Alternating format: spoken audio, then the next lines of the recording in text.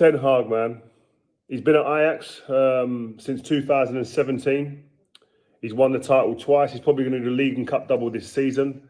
Um, listen, he reached the semi-final against Spurs. Obviously, they got knocked out by Spurs in 2019. They play a really, really exciting brand of football, attacking.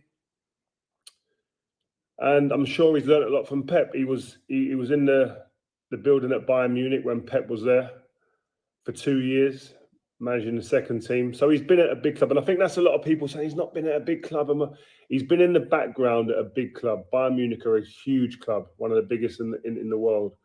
He was there when Pep was there, who we consider, I think universally, as like the best manager of this era. Klopp, arguably, will be in that conversation as well. But he's been with one of the biggest players in the game as a coach. So he understands what it's like at a big club, with huge demands, something like what Man United will be like. And most importantly as well, he's been around big players. Yeah. Rio Ferdinand speaking on his Channel 5 full clip, a full video from him, link in the description below. Go and check it out. But Rio speaking a lot of hard truths in the last 24 hours that Manchester United fans should be focusing on. Rio speaking from the heart, Rio speaking. Look, everyone's got an opinion, but Rio, what I loved about what Rio said is that he's just been direct. And I look at Erik ten Hag and I think about how will he change Manchester United. And I think what's really key is that he can't do it alone. This is a club effort. And there was a piece of news that came out today. And it is the best piece of news that we as Man United fans could hope for. And I want to just read out what this says. Okay. So this is from Laurie Whitwell, one of the most credible Manchester United journalists out there, who says that Erik ten Hag is not expected to have total control over the club affairs. He will fit into a structure at Manchester United where the manager and the recruitment team have equal power of veto. Now, this is key. It's huge because it means we're trying to build. Doesn't mean it's going to be successful. It doesn't mean we're there yet. We haven't reached the top of Mount Kilimanjaro. But it means we're looking at a club structure first, and that is important. Go back to what Rio Ferdinand just said. He's worked at big clubs. He's worked at big clubs in the contemporary sense. Of course, Bayern Munich, historically huge right now. Ajax, huge with historical means. Not as big now in the grand scheme of things in the modern day era, but still a club with huge structure, where there's a club structure first. This is imperative. And Erik ten Hag is a good enough coach to take Man United wherever we want to go. But it's a structure that is built around him. A lot of people I've seen the comments to Laurie Whitwell's article. People, oh my God, we're doing it again. We're not giving a manager complete power. You don't want to give a manager complete power in the modern day era.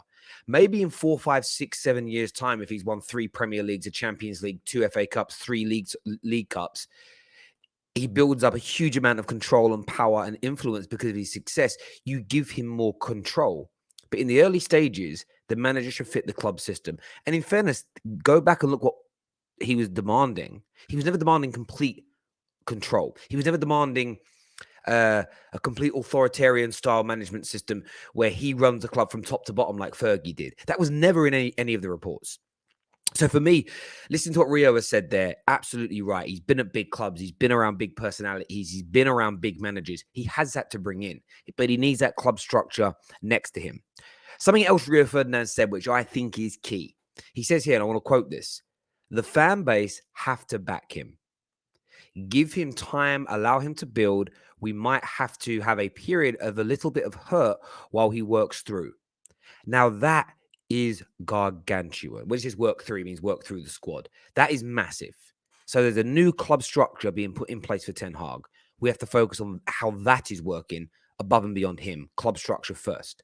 Secondly, we as fans have to get behind him. And I've already seen the Mike Love United Hate Glazer accounts, all the LUGH accounts already start to like point out holes in Ten Hag games, things that have gone wrong for him in his career, finding the negativities. And I told United fans months ago, whether you wanted Ollie in or out, whether you liked Bruno or not, these negative Man United accounts, they are not run by Man United fans.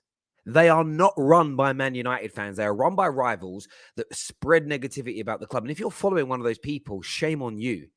Because Ten Hag needs our support. Not only giving him time to build him and the recruitment team to build the squad, but we have to be on his side to make sure the club stick to this new structure they're building.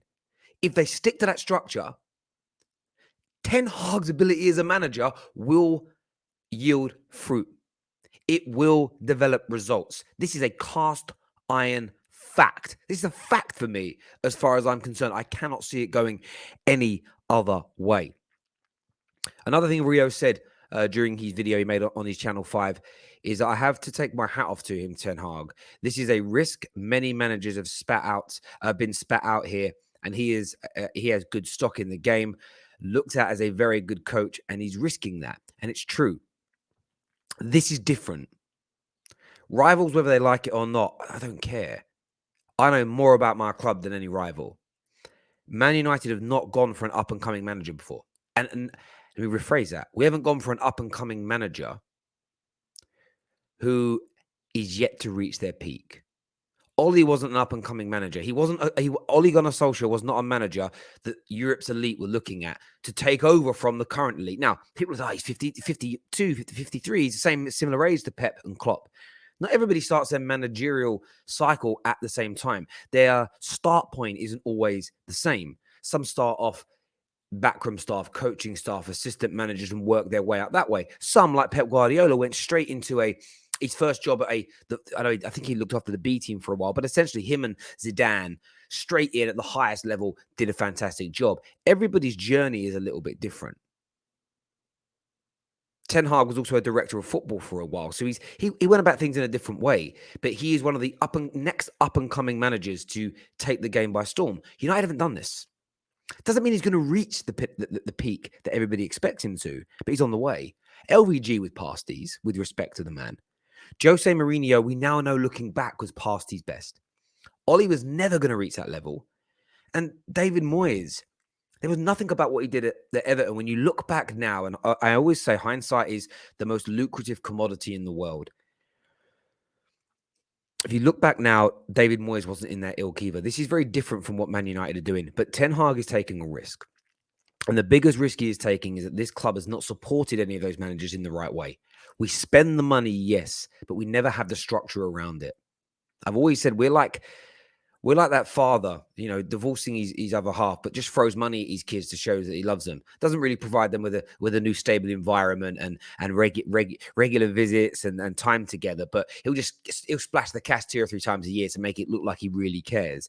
That isn't parenting. The Glazers are like that as owners. We don't do the simple things. We don't spend the time. We don't do the right things, the important things. And then every now and then we spend a big bit of cash and everybody gets excited. And that's what we need to get away from. As a football club, it is absolutely imperative. And I think there's a big warning there from Rio Ferdinand. This club could hurt you, Ten Hag. This club could rip you apart. The Glazers could hurt you. The fans could chew you up and spit you out. Fans have a big say in this. I've always felt the Glazers especially are susceptible to what supporters say online. They care about public image. They care about how we think and feel. And that's why my biggest bugbear has been with... I wanted Ollie to go in the end. He couldn't take this club forward any further. But I reject the Ollie out crew. Because their general mantra, if you go back and watch the footage, just on the terrace, it was there. He is the biggest problem. He is a massive problem. This squad wins the league with a decent coach. That was the rhetoric from the majority of the Ollie out brigade. That kind of behavior has got to stop. We have to focus on what the true problem at this club has been. And Rio has highlighted it. The club has chewed people and spat them out.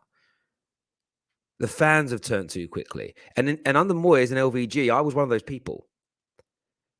But I had that wake-up call on Wembley Way when everybody was singing Jose Mourinho's name. And I thought, we just won a trophy. And we're singing Jose's name. I was on my way home thinking, "Oh, are we doing the right thing?" I kind of buried that feeling when we went through the Jose process. And after the first season, I thought, oh, maybe not. Maybe this was the right thing to do.